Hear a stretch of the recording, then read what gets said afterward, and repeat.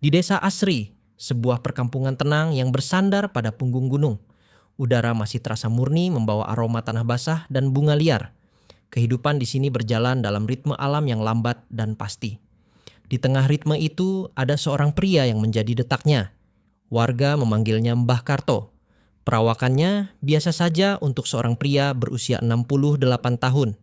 Tubuhnya masih tegap, kulitnya gelap terbakar matahari, dan garis-garis di wajahnya adalah peta dari sebuah kehidupan yang panjang.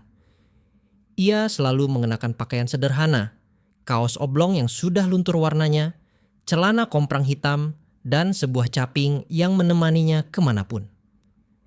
Tak ada yang tahu dari mana ia berasal. Ia muncul di desa itu belasan tahun lalu, membeli sepetah rumah tua dan sebidang tanah yang agak terlantar, lalu hidup seperti warga lainnya. Namun ada sesuatu yang berbeda dari Mbah Karto. Gerakannya selalu terukur, tenang, dan efisien. Caranya mencangkul tanah, menata bibit, atau sekadar berjalan di pematang sawah. Semuanya memancarkan kedisiplinan yang tak terucap. Ia tak banyak bicara. Namun saat ia bicara, kata-katanya penuh makna. Seringkali membuat lawan bicaranya terdiam dan merenung. Pagi ini, seperti pagi-pagi lainnya, ia berada di Kebun Harapan. Ini adalah sebutan yang diberikan warga untuk tanah terlantar yang ia ubah menjadi kebun komunitas. Di atas tanah seluas hampir 1 hektar itu, kini tumbuh subur berbagai macam sayuran, kol, sawi, cabai, tomat yang hasilnya dikelola bersama oleh kelompok tani desa. Sebagian dijual ke pasar di Bandungan, sebagian lagi dibagikan gratis kepada janda-janda tua dan keluarga yang kekurangan. Pagi, Mbah, sapa seorang pemuda yang lewat sambil memanggul cangkul. Mbah Karto yang sedang memeriksa barisan tanaman tomat menoleh dan tersenyum. Senyumnya tulus, meneduhkan. Pagi Le, kelihatannya cerah hari ini. Bagus buat jemur gabah. Enggih Mbah, matur nuwun, jawab pemuda itu. Melanjutkan perjalanannya dengan semangat baru setelah disapa oleh tetua yang mereka hormati itu. Mbah Karto adalah jantung dari komunitas ini. Ia yang mengajari cara membuat pupuk organik. Ia yang merancang sistem irigasi sederhana dari sumber mata air terdekat. Dan ia yang menenangkan para pemuda saat ada perselisihan. Ia adalah guru, bapak, dan sahabat bagi seluruh desa.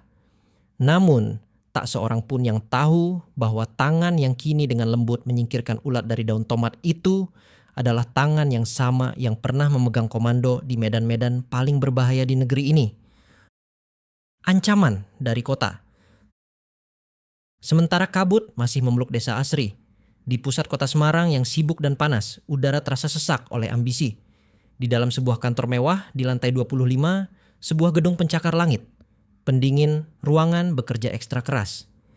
Di balik meja mahoni yang mengilap, Kompol Handoyo tersenyum puas. Perutnya yang sedikit buncit menekan ke meja dinasnya yang licin dan rapi. Di hadapannya, seorang pria necis bernama Bapak Suryo, direktur utama sebuah perusahaan properti besar, menunjuk sebuah maket miniatur yang menggambarkan perumahan mewah. Desainnya luar biasa, Pak Suryo. Unggaran Grand Residence, namanya saja sudah menjual. Puji Kompol Handoyo. Suaranya terdengar licin seperti penampilannya. Bapak Suryo terkekeh. Yang penting lokasinya, Pak. View langsung ke Rawa Pening. Udara sejuk bebas polusi, satu-satunya masalah hanya lahan itu. Masih ada beberapa petak milik warga yang dikelola secara komunal. Bagaimana statusnya? Kompol Handoyo melambaikan tangannya dengan sikap meremehkan. Di atas meja terbentang peta kadaster area desa Asri. Ia mengetuk sebuah area yang ditandai dengan stabilo kuning, lokasi Kebun Harapan. Beres Pak Suryo, katanya dengan keyakinan penuh. Tim legal Anda sudah siapkan surat saktinya kan? Sisanya serahkan pada saya. Mereka itu cuma petani-petani tua, buta hukum. Kita sodorkan surat resmi dari pengadilan dan ganti rugi yang tidak seberapa. Pasti mereka diam. Kalau ada yang melawan? Tanya Bapak Suryo, menyipitkan matanya. Kompol Handoyo tertawa kecil. Sebuah tawa yang dingin dan tanpa humor. Melawan? Melawan siapa? Aparat negara? Saya yang akan turun langsung. Hukum itu harus ditegakkan, Pak, ujarnya. Menekankan kata terakhir itu dengan nada sinis yang menyeratkan makna sebaliknya. Baginya, hukum bukanlah tentang keadilan, melainkan tentang siapa yang paling pandai memanfaatkannya.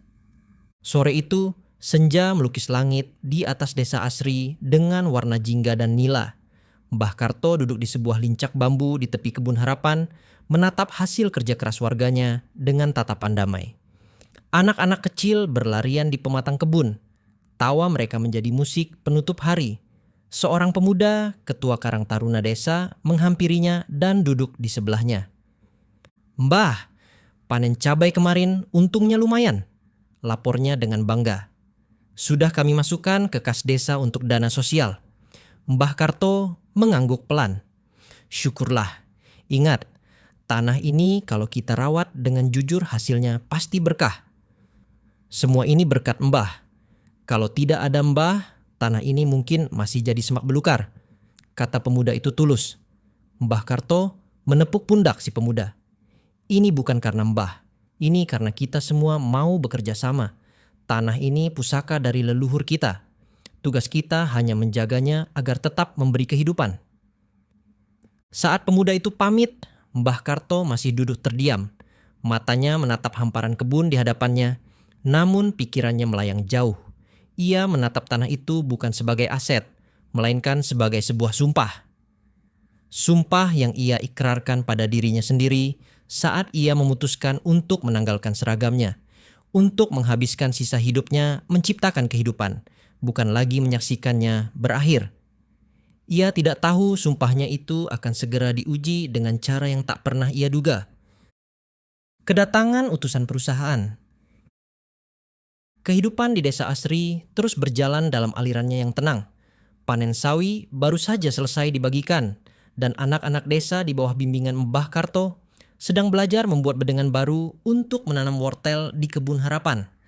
Tawa dan canda mereka menjadi musik latar yang damai, sebuah bukti nyata dari kehidupan yang harmonis antara manusia dan tanahnya. Namun, kedamaian itu seperti kabut pagi, akan segera sirna saat matahari naik lebih tinggi. Siang itu sebuah anomali memecah pemandangan desa.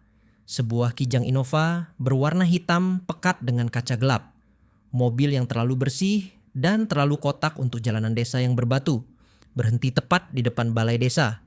Pintu terbuka dan dua orang pria berpenampilan rapi melangkah keluar. Mereka mengenakan kemeja batik, lengan panjang yang mahal, dan sepatu pantofel yang mengilap. Kontras dengan para warga yang hanya beralaskan sandal jepit. Mereka bergerak dengan keyakinan diri yang canggung, seolah sedang menahan napas agar tidak menghirup terlalu banyak udara pedesaan. Kepala desa, seorang pria berusia 50-an bernama Pak Lurah Joko, menyambut mereka di teras balai desa dengan sedikit gugup. Pak Lurah Joko adalah orang yang baik dan jujur. Namun, ia selalu merasa kecil jika berhadapan dengan orang-orang dari kota yang berbicara dengan istilah-istilah yang tidak ia mengerti.